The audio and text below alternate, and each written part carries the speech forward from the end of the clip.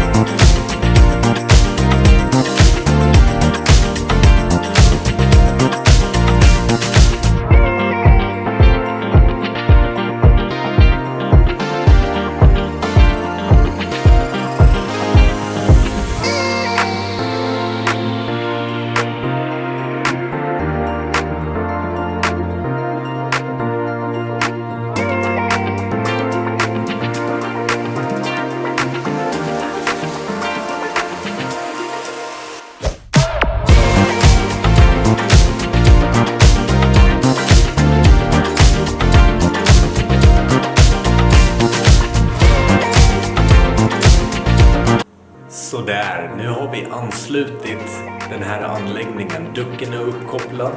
Vi har belimon där uppe inkopplad för att justera.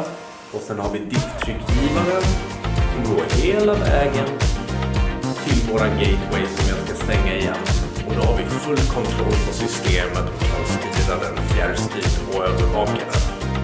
Lyckad installation på bara 2 dagar.